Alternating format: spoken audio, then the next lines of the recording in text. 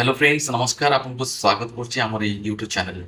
ତେବେ ଫ୍ରେଣ୍ଡସ୍, ଆଜିର ଏଇ ଯେଉଁ ଅପଡେଟ୍ ରହିଛି ତାହା ରହିଛି ଅଙ୍ଗନବାଡ଼ି ହେଲ୍ପର ଆଣ୍ଡ ୱାର୍କର ପଦବୀର ରିକ୍ରୁଟମେଣ୍ଟ ନେଇ। ତ ଏଥିରେ ଆପଣମାନଙ୍କର ସବୁଠୁ ବଡ଼ କଥା ଯେ କୌଣସି ଏକ୍ଜାମ୍ ରହିବ ନାହିଁ, ଆପଣମାନଙ୍କର କୌଣସି ଆପ୍ଲିକେସନ୍ ଫିସ୍ ଲାଗିବ ନାହିଁ। ଆପଣମାନେ ଫ୍ରି ଅଫ୍ କଷ୍ଟରେ ଫର୍ମକୁ ଆପ୍ଲାଏ କରିପାରିବେ ଏବଂ ଏଥିରେ କୌଣସି ପରୀକ୍ଷା ନଥିବାରୁ ଆପଣମାନଙ୍କୁ ଡାଇରେକ୍ଟ ଇଣ୍ଟରଭ୍ୟୁ ମାଧ୍ୟମରେ ଚୟନ କରାଯିବ।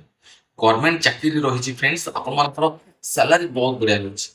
ଆଉ ଏଥିରେ ଆପଣମାନଙ୍କର କଣ ସବୁ କ୍ରାଇଟେରିଆ ରହୁଛି, କେମିତି ଆପ୍ଲାଏ କରିବେ, ବୟସ ସୀମା କେତେ ଆବଶ୍ୟକତା ରହୁଛି, ଆପଣମାନଙ୍କର ଶିକ୍ଷାଗତ ଯୋଗ୍ୟତା କଣ ରହୁଛି, କେଉଁମାନେ ଆବେଦନ କରିପାରିବେ, ବର୍ତ୍ତମାନ ରିକ୍ରୁଟମେଣ୍ଟ କେଉଁଠି ରହିଛି, କେଉଁ ଜିଲ୍ଲାରେ ଆପଣମାନେ ଆପ୍ଲାଏ କରିପାରିବେ, ଅଲ୍ ଓଡ଼ିଶା ପିଲା ଆପ୍ଲାଏ କରିପାରିବେ ନା ନାହିଁ, ସେ ବିଷୟରେ ଆମେ ଆଲୋଚନା କରିବା ଏହି ଭିଡ଼ିଓ ମାଧ୍ୟମରେ।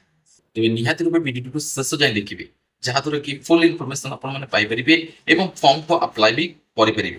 ତ ନିହାତି ରୂପେ ଭିଡ଼ିଓଟିକୁ ଶେଷ ଯାଏଁ ଦେଖିଲେ ଡିଟେଲ୍ସ ଅପଡେଟ୍ ଜାଣିପାରିବେ।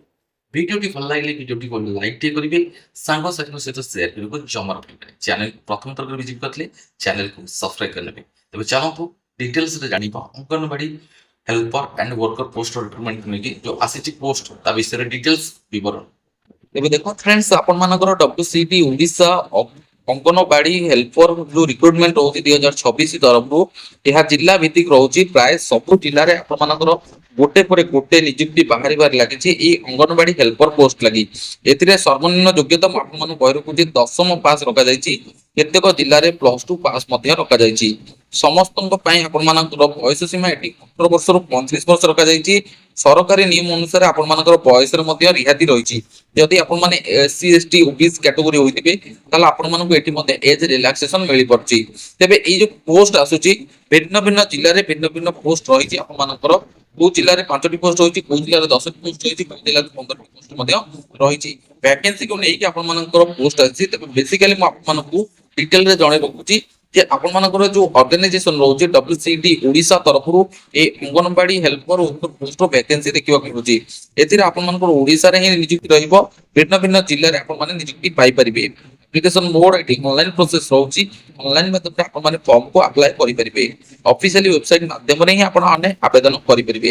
ତେବେ ଏଠି ସିଲେକ୍ସନ ପ୍ରୋସିଜିଅର କ'ଣ ରହୁଛି ମୁଁ ଆପଣଙ୍କୁ କହି ରଖୁଛି, ଏଥିରେ କୌଣସି ଏକ୍ସାମ ହବ ନାହିଁ।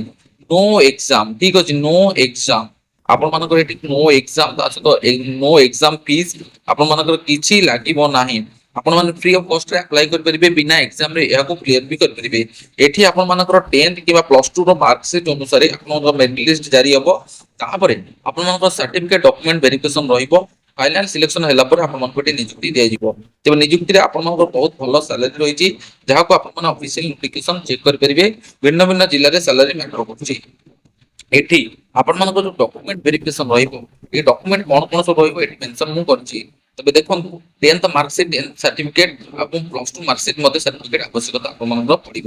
ଆଧାର କାର୍ଡ ପଡ଼ିବ, ଆବଶ୍ୟକତା ରେସିଡେନ୍ସ ସାର୍ଟିଫିକେଟ ଆବଶ୍ୟକତା ପଡ଼ିବ, କାଷ୍ଟ ସାର୍ଟିଫିକେଟ ଆବଶ୍ୟକତା ପଡ଼ିବ ଯଦି ଆପଣ SC ST ହୋଇଥିବେ, ଏବଂ ପାସପୋର୍ଟ ସାଇଜ ଫଟୋଗ୍ରାଫର ଆବଶ୍ୟକତା ପଡ଼ିବ, ସିଗ୍ନେଚର ଆବଶ୍ୟକତା ପଡ଼ିବ, ମୋବାଇଲ ନମ୍ବର, ଇମେଲ ଆଇଡିର ଆବଶ୍ୟକତା ପଡ଼ିବ।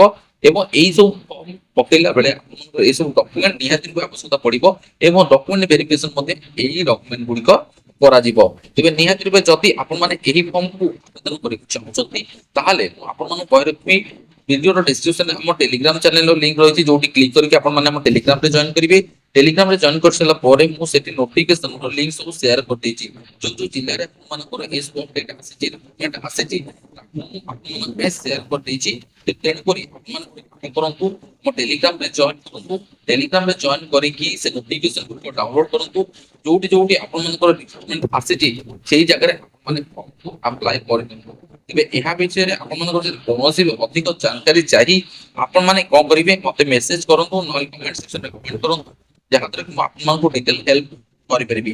ତେବେ ବର୍ତ୍ତମାନ ଭିଡ଼ିଓରେ ଏଇ WCT ଓଡ଼ିଶା ତରଫରୁ ଆସିଥିବା ନିଯୁକ୍ତି ସୂଚନା ସମ୍ବନ୍ଧରେ ଆପଣମାନଙ୍କୁ ଅଙ୍ଗନବାଡ଼ି ହେଲ୍ପରର ଯାହା ରିକ୍ରୁଟମେଣ୍ଟ ଆସିଥିଲା ତା ବିଷୟରେ ମୁଁ ଆପଣମାନଙ୍କୁ ଜଣାଇ ରଖିଲି।